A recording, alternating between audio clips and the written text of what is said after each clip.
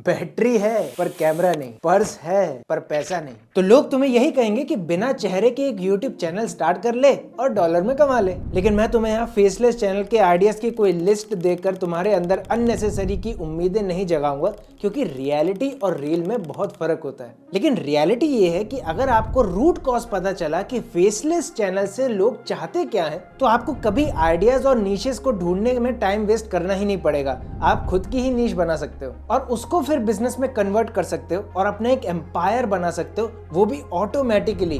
वो मैं करके दिखाऊंगा इस वीडियो में कैसे। मैंने भी इस चैनल के 100 वीडियोस फेसलेस ही बनाए थे, तो शायद मैं एक सही इंसान हूँ ये इंफॉर्मेशन आप तक पहुंचाने के लिए। फेसलेस चैनल के 3 बड़े एसेंस होते हैं जिसकी मदद से लोग उन्हें देखना पसंद करते हैं और उनसे जुड़ पाते हैं। और बाय द वे यही वो 3 कैटेगरीज भी हैं जिससे फेसलेस चैनल बनाया जा सकता है और उसे ग्रो किया जा सकता है। और इन कैटेगरीज के अलावा आप चाहकर भी बाहर से कोई कैटेगरी नहीं बना सकते अगर आप एक फेसलेस चैनल बनाना चाहें तो वो एसेंस और कैटेगरीज हैं। पहला क्यूरियोसिटी, दूसरा एंटरटेनमेंट और तीसरा एजुकेशन। अब जैसे एग्जाम्पल के लिए क्यूरियोसिटी फेसलेस चैनल्स में पीओवी वीडियोस या motivational videos, travel location videos ज्यादातर आ जाती हैं। वहीं एंटरटेनमेंट फेसलेस कैटेगरीज में कमेंट्री, रिएक्शन, डबिंग, जिससे लोगों को एंटरटेन करवा सकते हैं, वो सारी चीजें करी जाती हैं। कैरी मिनाटी ने भी इसी से शुरुआत करी थी। अब एजुकेशन फेसलेस चैनल्स में क्या होता है, वहां पर मोशन ग्राफिक्स का खेल होता है। लेकिन इन तीनों को अगर लॉन्ग टर्म बेनिफिट में लाना है तो इनके कॉम्बिनेशन की जरूरत पड़ती है। अब आप इन तीनों में से किसी का भी कॉम्बिनेशन बनाते हैं तो वो एक फेसलेस चैनल के लिए अच्छा नहीं, ग्रेट माना जाता है। अब जैसे फॉर एग्जांपल एंटरटेनमेंट और क्यूरियोसिटी का कॉम्बिनेशन आपका वॉच टाइम इंक्रीज करता है और वाइडर ऑडियंस को एंगेज करता है। अब एंटरटेनमेंट और एजुकेशन का कॉम्बिनेशन आपको एक नीश स्पेसिफिक ऑडियंस देता है, जिससे अल्टीमेटली आप उसी फील्ड के मास्टर बनने की तरफ निकल पड़ते हो। और एजुकेशन और क्यूरियोसिटी का कॉम्बिनेशन डेडली कॉम्बिनेशन माना जाता है, जहां पर आप टॉप टियर ऑडियंस को टारगेट करते हो जो सेम नॉलेज को एक क्वालिटी के साथ देखना चाहती है। इस कैटेगरी के एग्जांपल्स अगर मैं आपको दूं तो Vox, Jack D films one of the highest viewing channel में से एक बना है इस साल, या कोई भी 3D एनिमेशन चैनल, या व्हाट इफ को भी आप ले सकते हैं। इस वाली कैटेगरी में आपको मल्टीपल स्किल्स होना जरूरी है, क्योंकि यहाँ आपको लोगों को एजुकेट करना है उनके विजुअलाइजेशन से। जो वो कॉन्सेप्ट समझा रहे हैं उसको विजुअलाइज करवाना है लोगों को, तो वहां थोड़ी मेहनत लगती है। खैर एसेंस तो ठीक है, लेकिन हम बिना फेस के लोगों को हुक कैसे कर पाएंगे? उसके लिए एक ही तरीका है जिसको 100 अलग अलग तरीकों से लोग इस्तेमाल करते हैं, विजुअल हुक्स।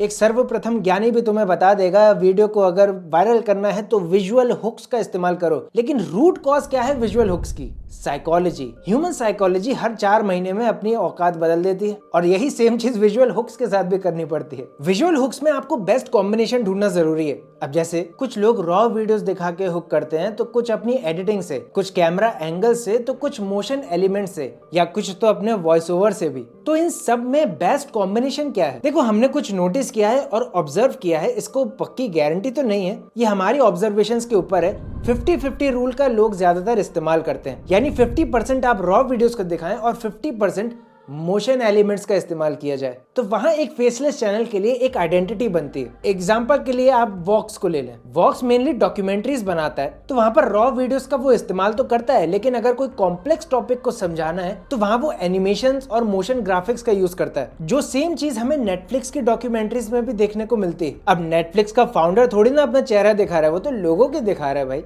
तो वो एक फेसलेस चैनल में गिना जाए। लेकिन ये चीज आपके एसेंस कॉम्बिनेशन पे भी डिपेंड करती है, जो हमने पहले बात करी। अगर आपका एजुकेशन और क्यूरियोसिटी का चैनल है तो शायद ये काम कर जाए, और मे बी एंटरटेनमेंट और एजुकेशन में भी ये काम कर जाए। लेकिन एंटरटेनमेंट और क्यूरियोसिटी वाले कॉम्बिनेशन में क्या किया जाएगा? वहां पर स्टोरी टेलिंग, एडिटिंग और वॉइस ओवर से आपको हुक करना पड़ेगा, जो mainly reaction channels, gaming channels और कॉमेंट्री चैनल्स, डबिंग चैनल्स में आपको देखने को मिलती है। एग्जाम्पल के लिए स्लीप पॉइंट ने भी इसका इस्तेमाल किया था अपने शुरुआती दिनों में। वैसे हुक्स और स्टोरी टेलिंग के ऊपर हमने एक डिटेल वीडियो बना रखा है कि कैसे साइकोलॉजी का इस्तेमाल किया जाता है, वो आई बटन और आपको डिस्क्रिप्शन बॉक्स में मिल जाएगा। लेकिन अगर तुम सोच रहे हो कि फेसलेस चैनल आसान है यार चालू करना, तो अभी तुम्हारी गलतफहमी दूर करता हूँ। फेसलेस चैनल हो या कोई और चैनल हो, इंडिया में आज 5 में से 10 बच्चे जब सुबह उठते हैं तो उनके मन में 3 करियर ऑप्शंस जागृत होते हैं, क्रिकेटर, एक्टर और यूट्यूबर। खैर एक्टर की जगह तुम फाउंडर भी ले सकते हो आज।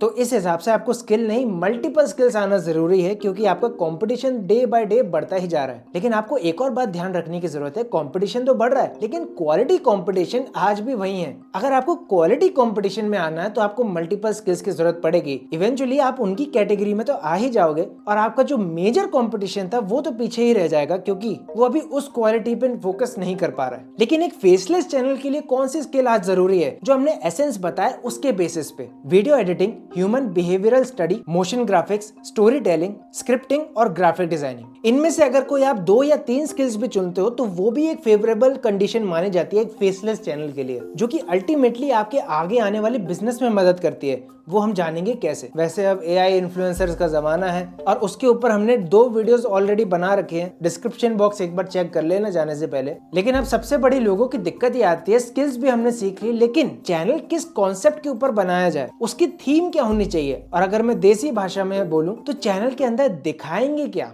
आइडिया तो दो। देखो जो मैं ये दिखाने वाला हूँ वो मेरे पर्सपेक्टिव से है, लोगों का अलग हो सकता है, लेकिन फेसलेस चैनल्स में मेनली 5 कैटेगरीज या 5 कॉन्सेप्ट्स आपको आज की तारीख में बहुत मदद करते हैं। पहला idea, practical productivity reels. Example के लिए ये वीडियो देखो। Want customers to think of your brand automatically? Wire it into their brain. It's called Hebbian learning. Neurons that fire together wire together. If your brand is consistently paired with a specific feeling, sound, or phrase, the brain starts linking them. For example, every time you show a luxury product, use the same.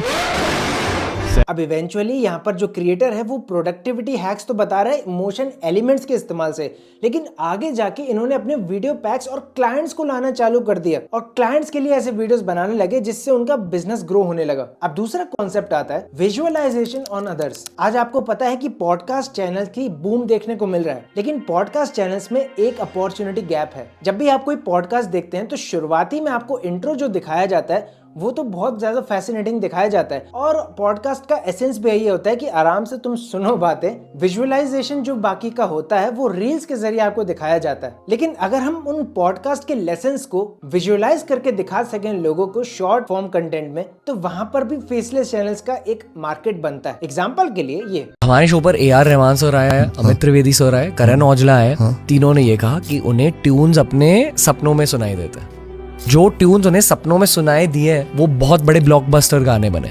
आप इसका scientific logic समझाइए। ये सपनों का purpose क्या है? ये basically हमारी बॉडी का इंटरनल AI है। और कोई पॉडकास्ट क्रिएटर इसको गलत भी नहीं मानता, क्योंकि आप उसी की वीडियो को विजुअलाइज करके दिखा रहे हैं एक अच्छे फॉर्मेट में। लेकिन अगर आपके इंटेंशन सही हैं तो कोई भी बुरा नहीं मानता।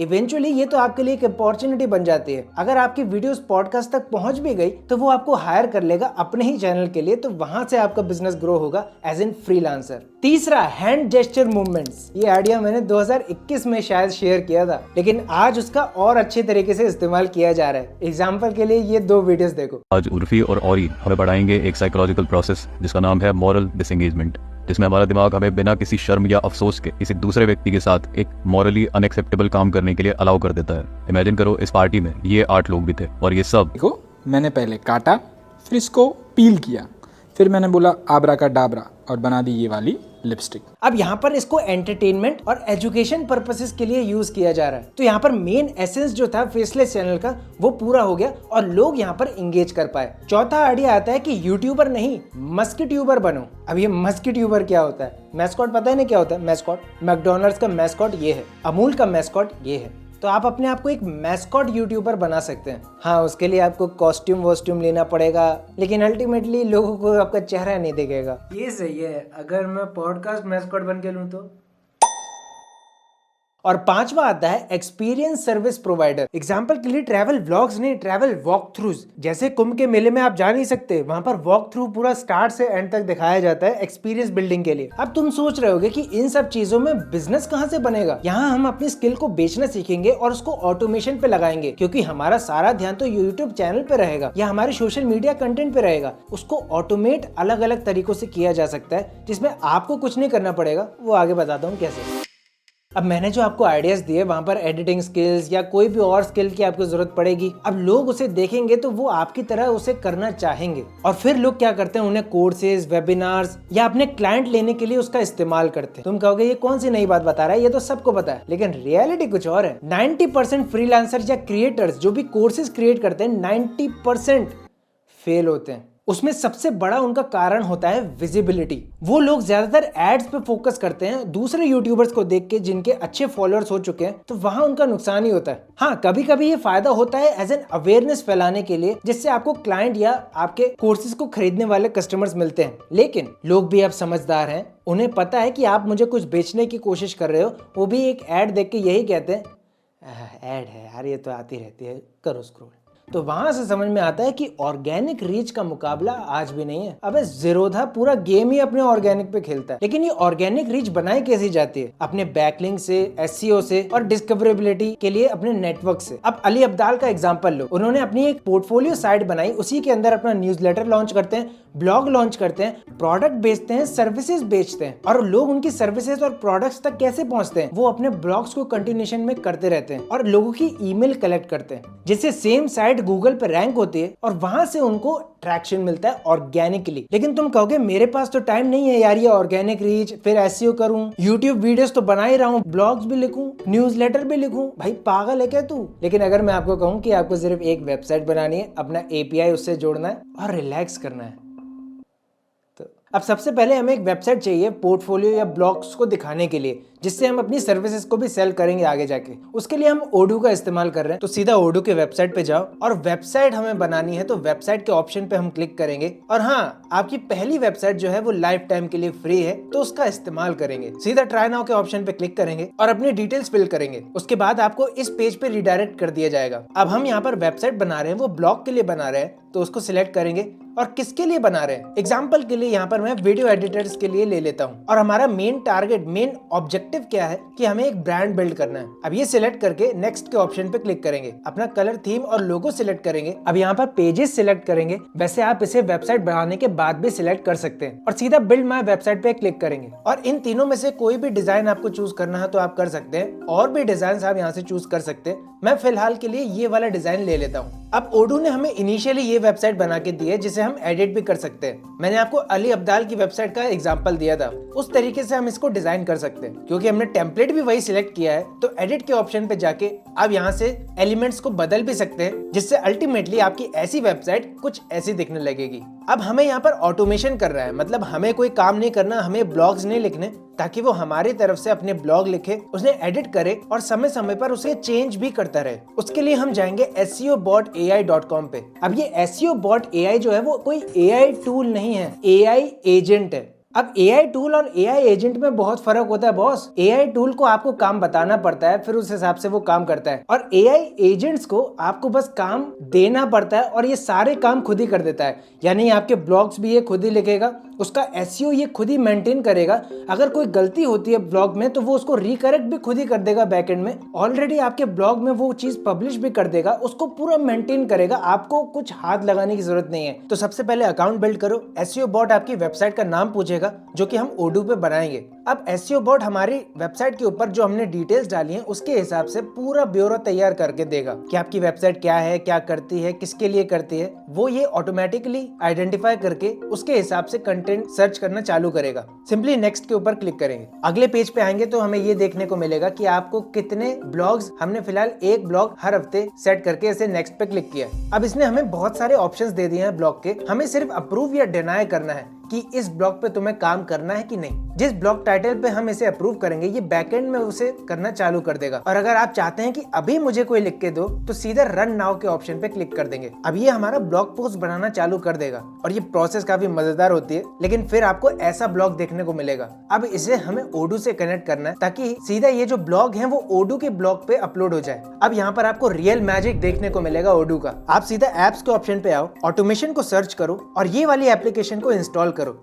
अब वापस सेटिंग्स पे जाओ, नीचे तक स्क्रॉल करो और डेवलपर मोड को एक्टिवेट करो। एक्टिवेट होने के बाद वापस सेटिंग्स पे आओगे तो आपको यहाँ पर टेक्निकल का ऑप्शन ऊपर देखने को मिलेगा। टेक्निकल के ऑप्शन पे आके ऑटोमेशन के ऑप्शन पे क्लिक करो। अपने ऑटोमेशन का नाम दो और किस पेज के लिए तुम ऑटोमेशन कर रहे हो फिलहाल हम ब्लॉग्स के लिए कर रहे हैं तो ब्लॉग को सिलेक्ट करेंगे और ट्रिगर के ऑप्शन पे वेब हुक्स को सिलेक्ट करेंगे। अब आपको यहाँ पर लिंक देखने को मिल रहा है जो कि कॉन्फिडेंशियल होता है। इसके बाद आप SEO बोर्ड पे आओ, आपका ब्लॉग अभी भी बन रहा होगा या बन चुका होगा। पब्लिश ब्लॉग के ऊपर क्लिक करो, वेब हुक्स को सिलेक्ट करो। अब यहाँ पर आपको लिंक पेस्ट करने का ऑप्शन दिखाई दे रहा है। हम सीधा ओडू पे आएंगे, यहाँ से ये लिंक कॉपी करेंगे और उसे पेस्ट करेंगे। यानी हम यहाँ पर परमिशन दे रहे हैं SEO बोर्ड को कि आप ऑटोमेटिकली हमारे सारे ब्लॉग्स जो नए बनेंगे वो इस वेबसाइट पे अपलोड किए जाएगा। और अगर आप एडिट भी करवाना चाहें time to time SEO board से तो वो भी परमिशन देके एक और लिंक लगा सकते हैं। और अब पीछे बैठो और रिलैक्स करो, फिर ये ऑटोमेशन लगाना। तो ओडू यहाँ पर आपकी बहुत मदद करता है एक ऑटोमेशन को इजीली परफॉर्म करवाने की। वैसे ओडू की हमने सारी डिटेल्स डिस्क्रिप्शन बॉक्स पे दे दिए, लेकिन इन सारी चीजों के बावजूद मुझे भी पता है और तुम्हें भी पता है कि ये सारी चीजें एक दिन में नहीं होती, एक दिन होती है। तो शुरुआत तो अभी करनी पड़ेगी। उसके लिए ये फ्री वीडियो प्लेलिस्ट है सोलो क्रिएटर्स के लिए। मैं मिलता हूँ आपको अगली वीडियो में, तब तक के लिए बी बिजी।